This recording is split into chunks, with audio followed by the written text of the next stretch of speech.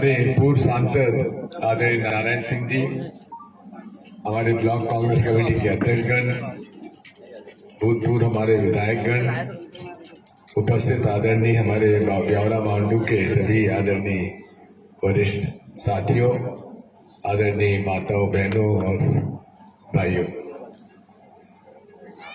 ब्यावरा मांडू में बहुत आया करता था। मुझे याद है यहाँ पर पेयजल की समस्या थी और लिफ्ट इरिगेशन के बारे में भी हम लोगों ने यहाँ से विचार किया था। यहाँ के लोगों के साथ मेरे जीवित संपर्क भी थे, लेकिन 91 में चुनाव जीतने के बाद फिर मैं मुख्यमंत्री बन गया तो व्यस्तता और बढ़ गई, जिसकी वजह से आपसे वो संपर्क मेरा नहीं रह पाया जो कि रहना चाहिए था। फिर भी मेरे घर पर मुख्यमंत्री के निवास पर जो भी राजगढ़ का आता था उससे मेरे जो भी मैं कर सकता था मैंने उसके मदद करने की कोशिश की। चाहे कहीं भी किसी भी काम के लिए हो, मैंने हमेशा उनको सहयोग किया। 2003 में जब सरकार नहीं बन पाई तो मैंने कहा था मैं 10 साल तक कोई चुनाव नहीं लड़ूंगा, पार्टी के लिए काम करूंगा। तो ये कथनी और करनी में मेरी कभी अंतर नहीं रहा। मैंने जो कहा है सो हमेशा उसका पालन किया है, मैंने किया है। इसीलिए मैं 2014 तक कोई चुनाव नहीं लड़ा। उसके बाद मुझे पार्टी ने अन्य प्रांतों में संगठन का काम सौंप दिया तो मैं वहां रहा। फिर इस साल लोकसभा राजगढ़ में मुझे कहा गया कि आपको चुनाव जाके लड़ना है, तो मैंने कहा ठीक है लड़ेंगे। बहुत दिनों से जो कटा हुआ था तो मैंने कहा कोई एक ही तरीका उसमें है लोगों से संपर्क बढ़ाने का और हमारे पुराने संपर्कों को मजबूत करने का। मैंने पदयात्रा चालू की और एक एक दिन पदयात्रा मैंने हर विधानसभा सीट में करी। तो इसलिए उस समय बहुत सारे लोग जो मेरे साथ पहले काम करते थे, उनके नाती पोते लोग, बच्चे बच्चे सब मेरे साथ आए, शामिल हुए। आगे चलकर मैंने फिर ये तय किया कि हर मंडल पे जाने की मैं कोशिश करूंगा। इसी संदर्भ में मैं आज आप लोगों के बीच में आया हूं।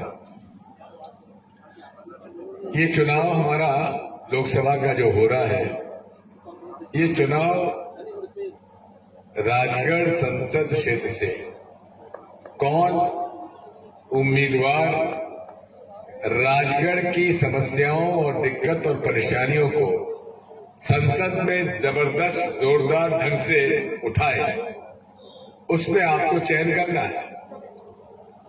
ये कोई राष्ट्रपति या प्रधानमंत्री का चुनाव नहीं है, ये राजगढ़ लोकसभा का सांसद कौन हो इसका चुनाव है। और ये चुनाव मेरे और रोडमल नागर जी के बीच में है।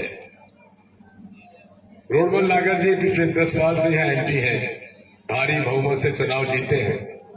उन्होंने इस क्षेत्र के लिए क्या किया मेरी जानकारी नहीं है, आप लोगों के पास जानकारी हो सकती है, लेकिन इतना मैं जानता हूं कि जब जब मैं इस इलाके से चुनकर गया, मैंने यहाँ की पूरे जिले में जल का संकट हमेशा से रहा है। पहले पीने का पानी की वजह से, दूषित पानी पीने की वजह से लोगों को नारू रोग हो जाता था और कई गांव में 2-2, 4-4, 8-8, 10-10 लोग पड़े रहते थे। लेकिन हैंडपंप हम लोगों ने योजना चालू करी और एक एक गांव में जब हैंडपंप लग गए तो नारू रोग अपने आप 3 साल में समाप्त हो गया। इसी तरह से मैंने राजगढ़ में जितने भी बांध बनने की योजनाएं आ सकती हैं उसका सर्वे करवाया और सर्वे कराने के बाद उसको हम लोगों ने उसकी प्रशासकीय स्वीकृति दी। और जो नहीं आई थी, जब नारायण सिंह जी संसद सदस्य बने तो पर्यावरण में अटका हुआ था हमारा मोहनपुरा बांध और कुंडालिया बांध, उसको वहां से मंजूरी दिलवाई केंद्र सरकार से और फिर निर्माण हुआ। आज भी मैं इस बात से कह सकता हूं कि जितने स्कूल, कॉलेज शिक्षण संस्थाएं मेरे संसद काल में और मुख्यमंत्री काल में खुले, उतना भाजपा के काल में नहीं खुले। और आज मैं यह कह सकता हूं कि भारतीय जनता पार्टी ने यह विकास के नाम से कुछ नहीं किया, केवल धर्म के नाम पर वे चुनाव लड़ते हैं कि सारंगपुर के मतदाता होने के बावजूद भी माननीय सांसद महोदय ब्यावड़ा मांडू 10 साल में एक बार भी नहीं आए। भाई ये तो गजब का सांसद है, लाखों से जीत जाता और पूछता ही नहीं किसी को है? जो भी है, जिसके कारण खैर हमारी लड़ाई, मैंने तो हमेशा जीवित संपर्क मेरे लिए मेरे मतदाताओं के साथ आवश्यक है और मैं उससे पीछे नहीं हटता, क्योंकि मेरे लिए 5 चीजें राजनीति में महत्वपूर्ण है: संपर्क, संवाद, समन्वय, सामंजस्य और सकारात्मक सोच। इन 5 चीजों के साथ मैंने हमेशा अपनी राजनीति की है। और सांप्रदायिक सद्भाव, ये देश विभिन्न जाति, धर्म, संप्रदाय का देश है। यहां अगर लोगों में समन्वय और सामंजस्य नहीं होगा, विभिन्न धर्मों के अंदर जाति, जनजाति, जाति के लोगों में समन्वय सामंजस्य नहीं होगा, तो हमारा देश प्रगति नहीं कर सकता। क्योंकि समन्वय और सामंजस्य जिस परिवार में है, या 4 भाई हैं, अगर उनमें और उनकी पत्नियों में समन्वय और सामंजस्य नहीं है, तो वो परिवार टूटेगा और वो परिवार में अशांति रहेगी।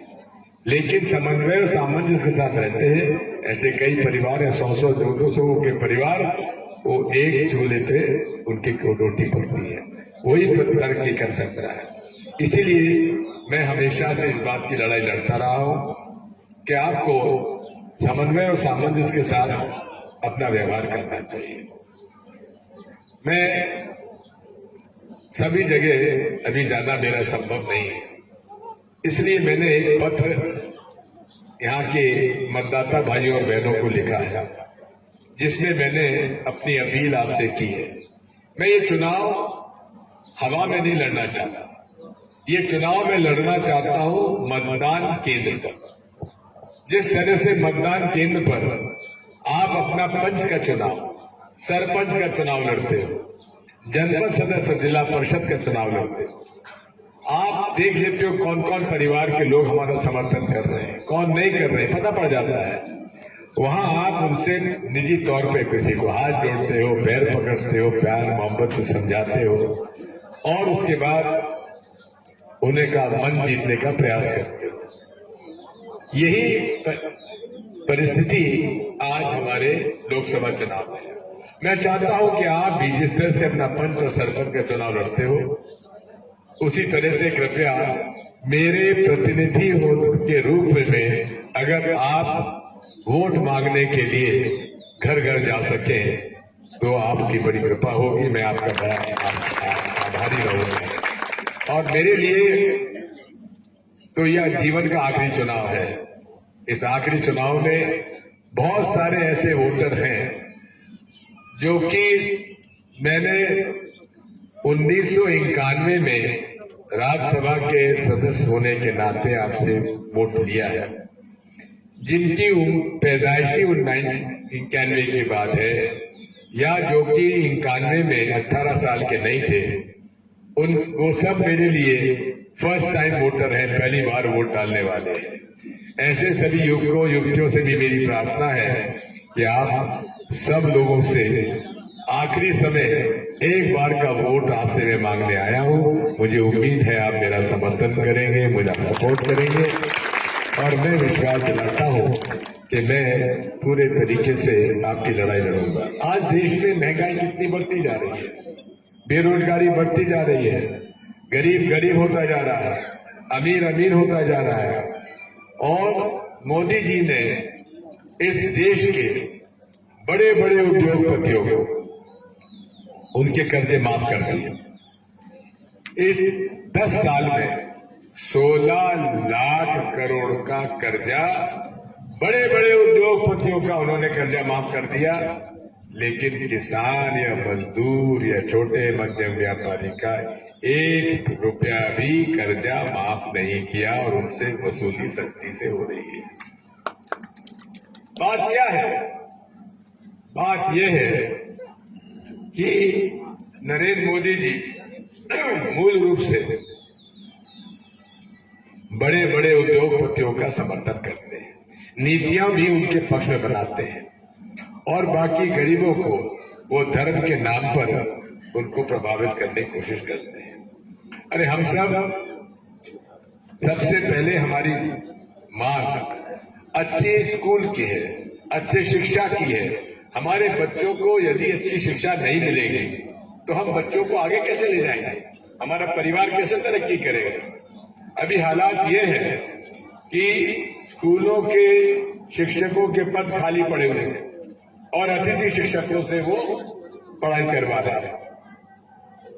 अतिथि शिक्षक भी ऐसे बेचारे 7-8, 8-8 साल से वो पढ़ा रहे हैं, केवल 9 या 10 महीने की उनको वेतन मिलता है, बाकी उनको वेतन नहीं मिल पाता है। उनका रेगुलराइजेशन क्यों नहीं हो रहा है? उनको रिक्त जगहों पर उनको नौकरी क्यों नहीं दी जा रही है? ये सबसे बड़ी आज समस्या हमारे सामने है और मैं उनकी लड़ाई लड़ने के लिए तैयार हूं और मैं उनके पक्ष में पूरी तरीके से मदद करूंगा। मैं इसी तौर पर आप सभी लोगों को, बहुत सारे लोग हैं जिनका कि 2011 की आवासहीनों के सूची में उनका नाम था, लेकिन उनको आज तक कॉलोनी नहीं मिल पाई। कॉलोनी क्यों नहीं मिल पाई? क्योंकि उनके पास मंजूरी कराने के लिए 25,000 रुपए नहीं है। 4 शिक्षक ही बने थे और पंचायत कर्मी,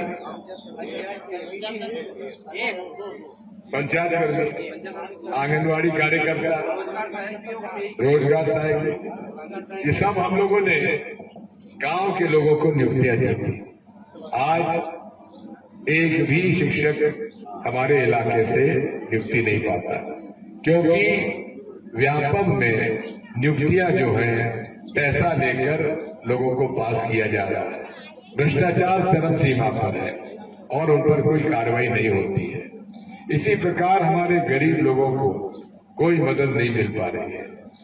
मैं ये भी कहना चाहता हूं कि जो चावल गेहूं देने का नियम और कानून बनाया, ये कांग्रेस पार्टी ने बनाया था और कांग्रेस पार्टी ने ही खाद्य सुरक्षा अधिनियम दिया था।